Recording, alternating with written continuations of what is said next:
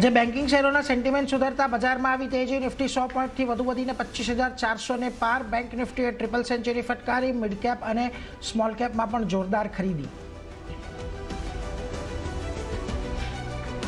Auto, realty અને capital ગુડ્સમાં આજે જોવા મળી તેજી. ત્રણેયમાં લગભગ 1% વધારો. ઓટોમાં સોના, BMW તો ભારત ફોર્જ ફ્યુચર્સમાં ટોપ ગેઇનરમાં સામેલ, જ્યારે કેપિટલ માર્કેટ અને આઈટી શેરો થોડા દબાણમાં. એક્સિસ બેંકના મજબૂત ઓપરેશનલ આંકડા બાદ શેરમાં આજે લગભગ 2% વધીને નિફ્ટીનો ટોપ ગેઇનર. એન્જલ વન Q2 પરિણામો પછી ટોપ ગેઇનરમાં સામેલ.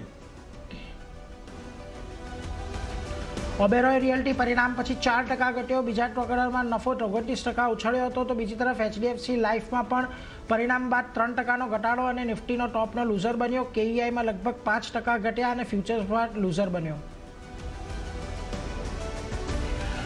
ગુજરાત સીએમના મંત્રીમંડળના વિસ્તરણની શપથવિધિ આવતીકાલે ગાંધીનગર મહાત્મા મંદિર ખાતે સવારે 11:30 વાગે યોજાશે કાર્યક્રમ. રાજ્યપાલ આચાર્ય દેવવ્રતજી હશે શપથના સૂત્રધાર. પરિણામની દ્રષ્ટિએ આજે મોટો દિવસ. નિફ્ટીની 5 કંપનીઓ ઇન્ફોસિસ, વિપ્રો, ઇટર્નલ, નેસ્લે અને જીઓ ફાઇનાન્શિયલ્સના આવશે પરિણામ. આશરે 2% વધી શકે છે. ઇન્ફોસિસની કોન્સ્ટન્ટ કરન્સી આવક ગ્રોથ, માર્જિનમાં સુધારો સંભવ. તો LTIM, સાયન્સ 8, વાયદાની 3 કંપનીઓના પણ આવશે પરિણામ.